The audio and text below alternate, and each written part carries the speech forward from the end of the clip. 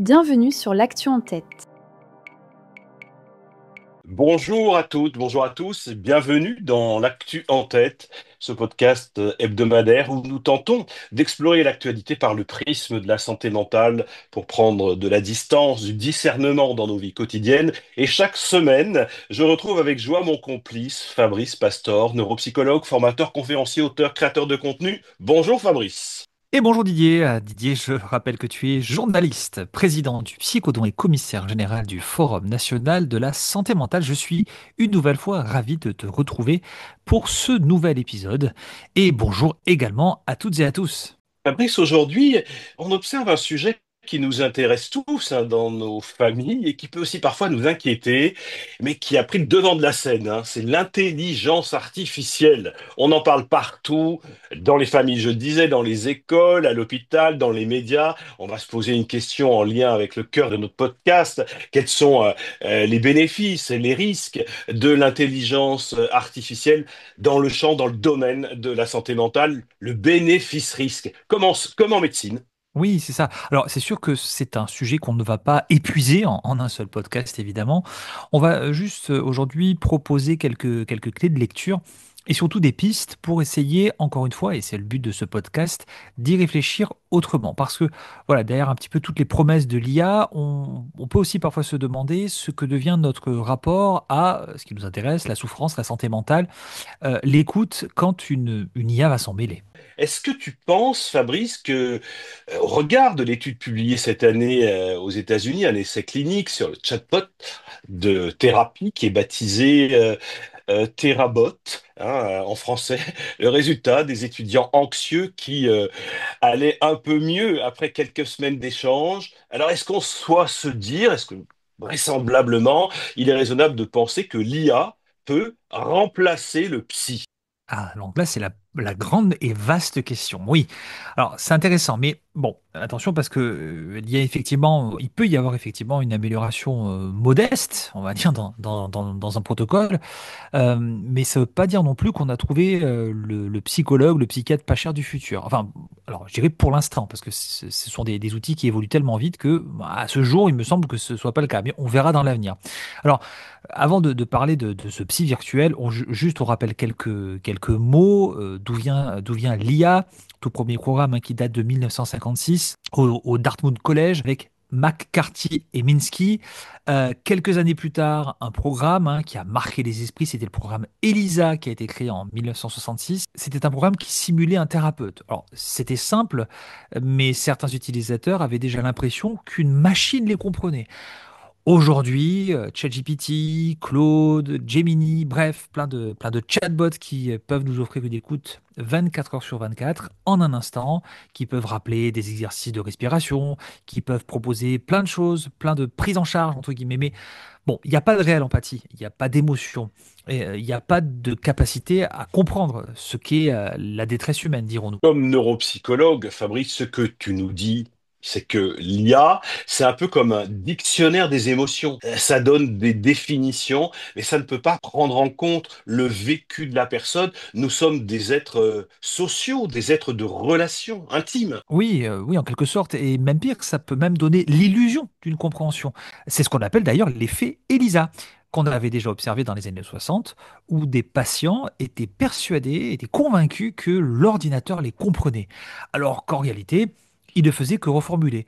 Alors, on n'est pas loin de l'effet Barnum, hein, l'effet Barnum, biais cognitif très connu, hein.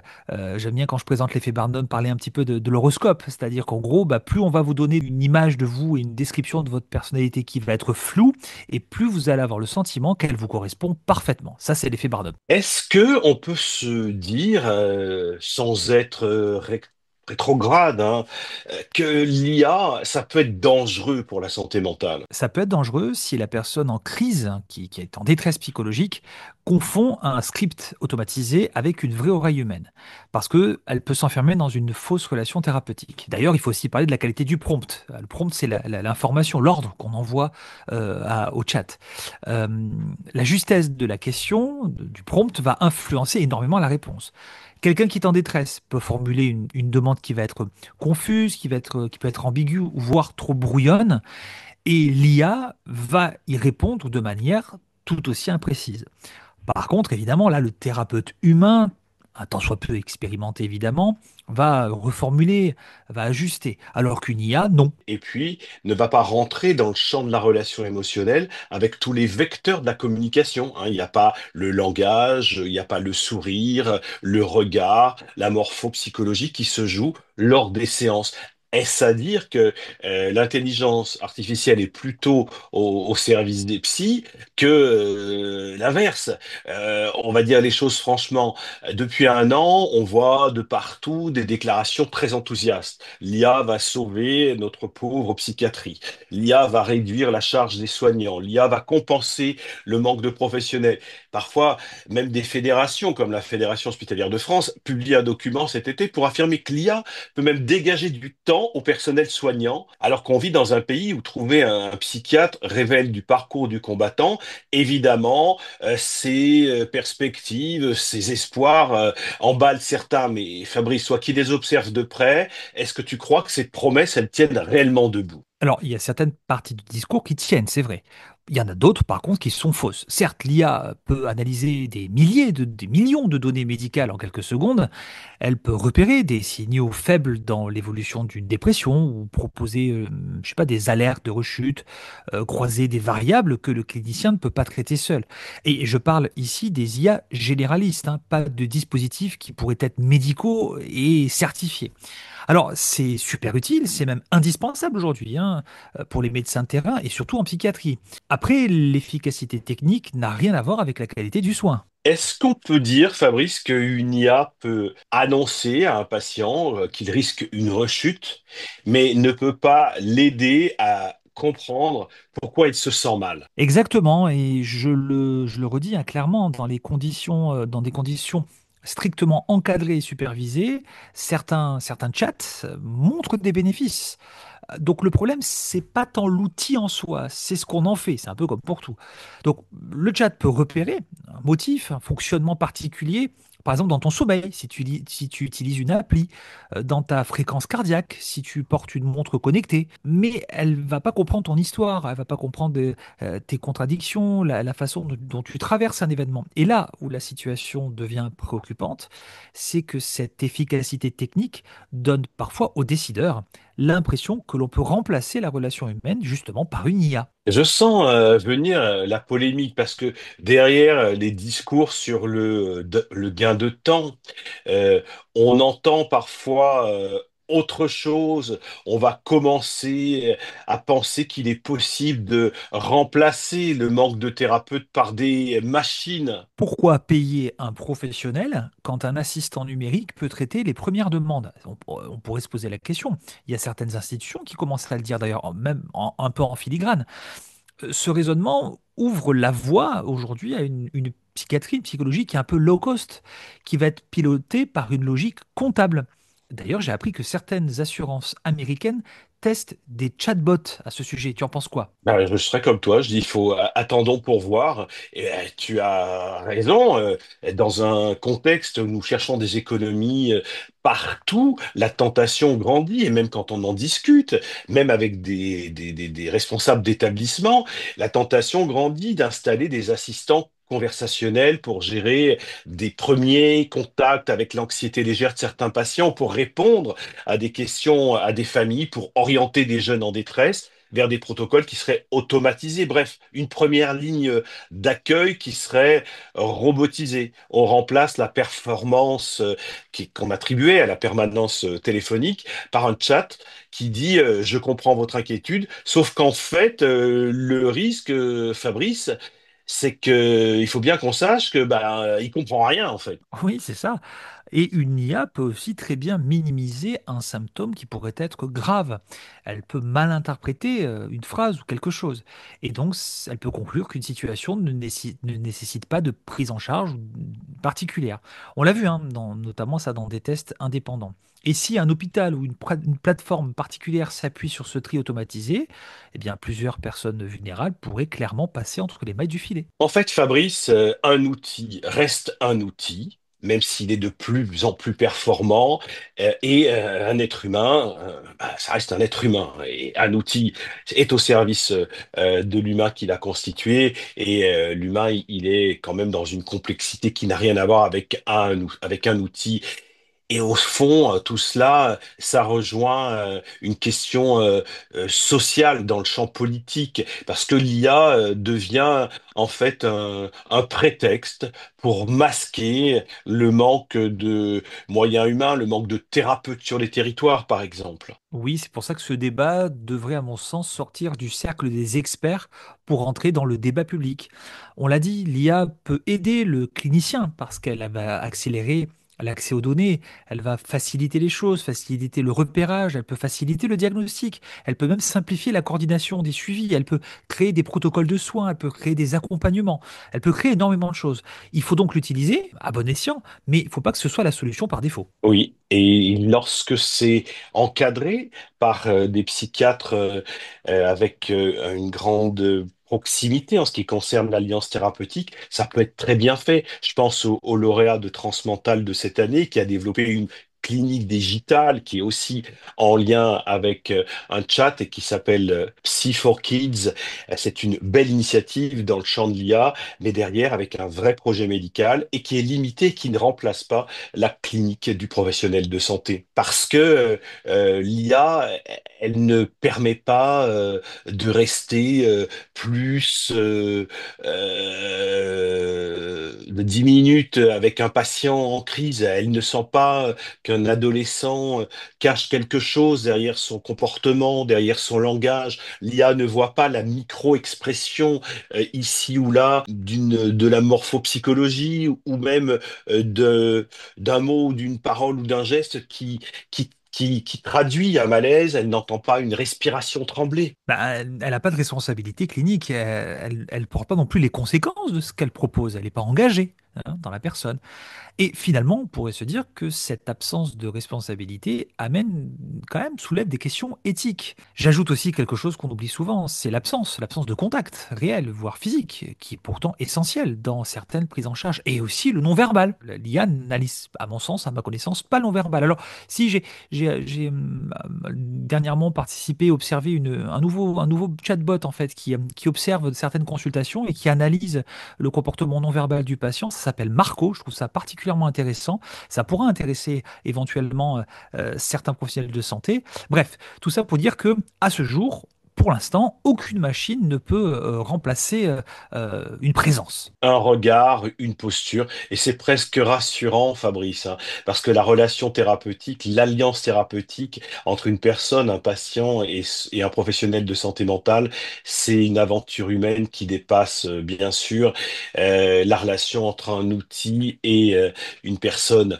Et parfois, on se doit de l'aborder. L'intelligence artificielle déraille lorsque l'usage n'est plus raisonnable. Il y a des situations où ça se passe mal. Et par exemple, l'opinion publique a été marquée par une affaire aux États-Unis où des parents accusent l'IA, un chat, d'avoir renforcé le désespoir de leur fils de 16 ans qui est mort par suicide. Et on se pose évidemment la question directement, est-ce que l'intelligence artificielle peut aller jusqu'à mettre en danger de mort une personne? Oui, elle peut, évidemment. Et pas seulement en théorie, on a des tests indépendants où certains chatbots ont validé des idées délirantes, soutenu des pensées désorganisées, des chatbots qui ont répondu à des messages suicidaires avec des formulations assez ambiguës. Il y a d'ailleurs des chercheurs qui parlent de folie à deux technologiques. Alors, qu'est-ce qui se passe? L'utilisateur, en gros, formule une détresse, l'IA va reformuler sans apporter de nuances, l'utilisateur interprète cette reformulation comme une sorte de caution, cette boucle amplifie la souffrance et ça l'apaise pas. Donc voilà, l'IA n'a pas créé un mal-être, mais elle peut l'aggraver, elle va pas l'inventer. Alors, il y a aussi une autre interpellation dont on ne parle peut-être pas vraiment, c'est quand l'IA ne se trompe pas, mais qu'elle influence. Ces outils ne se contentent pas de répondre, mais ils orientent des choix, ils proposent des interpellations, ils suggèrent des pistes. Et là, une personne vulnérable peut accorder peut-être une confiance aveugle à ce que lui affirme l'intelligence artificielle. Il y a plusieurs travaux qui montrent que des utilisateurs suivent les recommandations d'une IA même lorsqu'elles contredisent leur propre bon sens.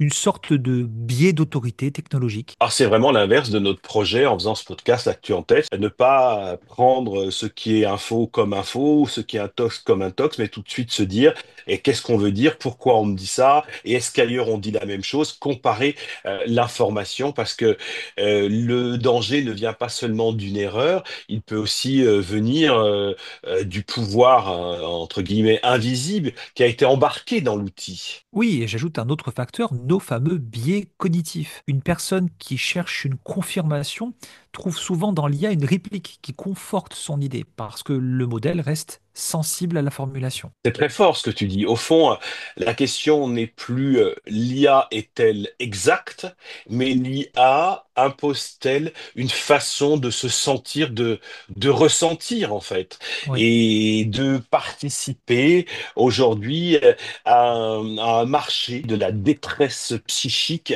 Il existe une question que beaucoup évitent, c'est-à-dire que derrière l'IA, il y a de l'argent. Qui gagne de l'argent avec ces outils, avec l'IA?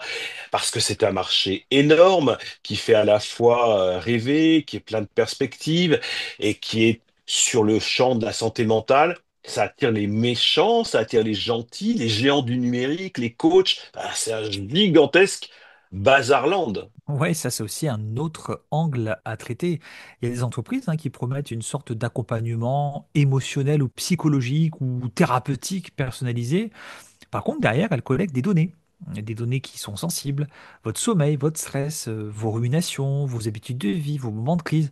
Toutes ces informations, elles peuvent vraiment intéresser des personnes et des entreprises qui n'ont rien à faire dans cet espace. Et là, c'est un vrai risque démocratique parce qu'un outil comme l'IA, présenté alors comme un usage thérapeutique, peut devenir un usage commercial à des fins mercantiles ou marketing, ou pire, devenir un outil d'observation, voire de tri sociologique. Ah oui, ça c'est absolument clair.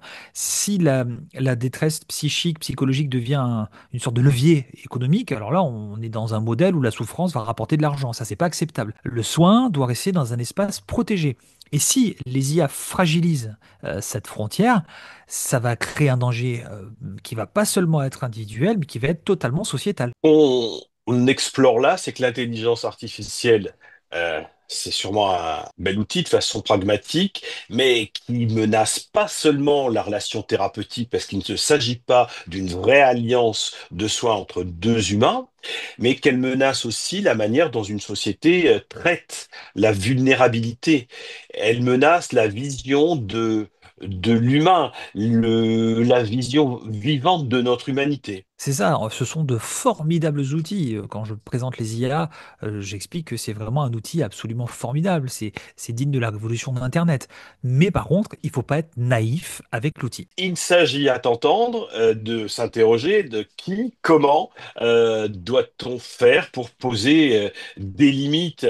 On a décrit les bénéfices possibles de l'IA dans le champ de la santé mentale. On a touché du doigt des limites et critiqué presque des enjeux économiques. Maintenant, la question des limites, elle se pose. On a l'impression, je le disais tout à l'heure, que c'est un peu le grand bazar ou le Far West. Les entreprises avancent plus vite que la loi. Les hôpitaux tentent de s'adapter, les usagers se débrouillent, l'État hésite. Alors qui prend la main pour encadrer l'IA dans le champ de la santé mentale? Ah, la question reste absolument centrale, oui. Il y a quand même une observation qui est celle de l'Europe, hein, et parfois elle nous est utile, une fois n'est pas toujours coutume, si je voulais être polémique. Mais enfin, l'Europe essaie quand même de structurer un cadre avec un dispositif, l'AI Act, adopté en 2024 et qui fixe des règles strictes, pas de notation sociale, pas d'exploitation de la vulnérabilité, transparence obligatoire et contrôle humain pour les IA utilisées dans des domaines sensibles, dont la santé mentale.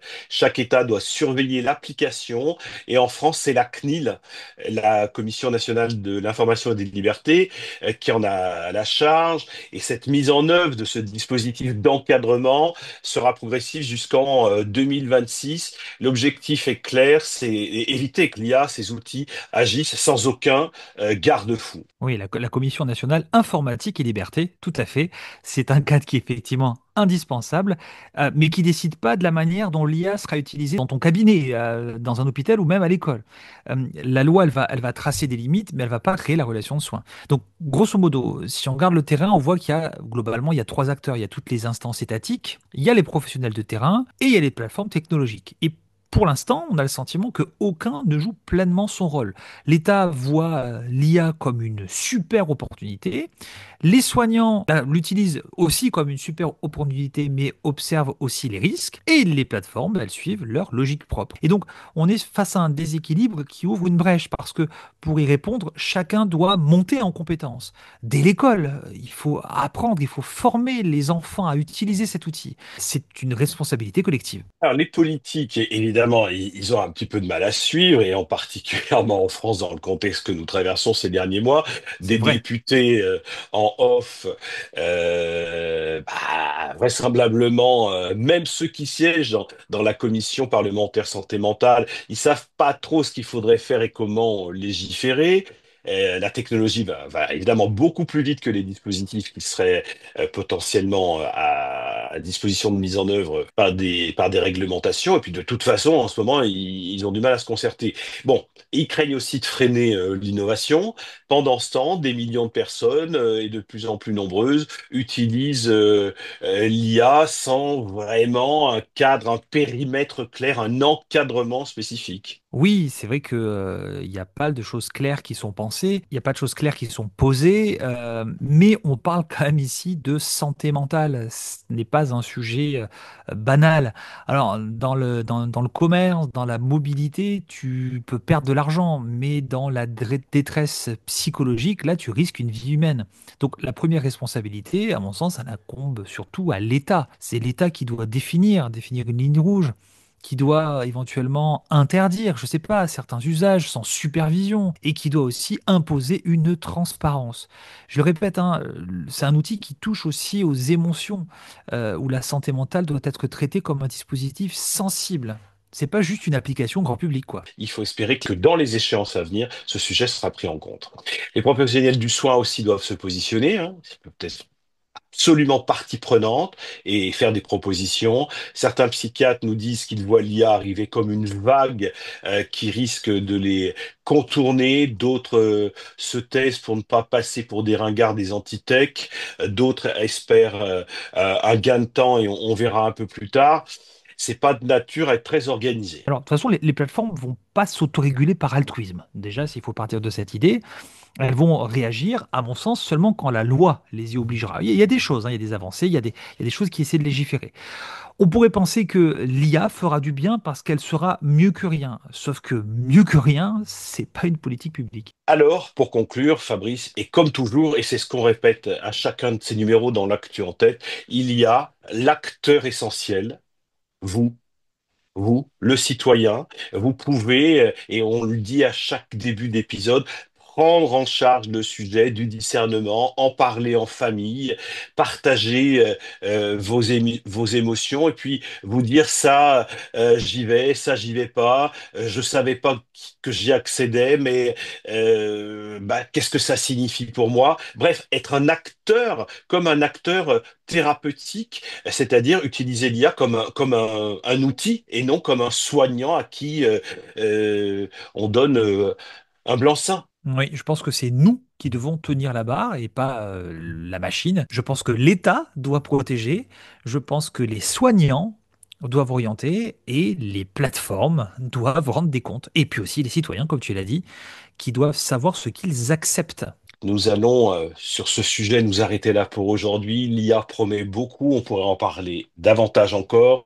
L'IA nous inquiète parfois, mais elle ne remplacera jamais ce qui est au cœur du soin, au cœur de nos spécificités d'êtres sociaux, la présence, la responsabilité, le regard, la chaleur humaine dans la relation. Merci à toutes et à tous de nous avoir écoutés. Merci Fabrice. Eh bien, merci et on se retrouve donc très vite pour un nouvel épisode de L'actu en tête. Prenez bien soin de vous et à bientôt.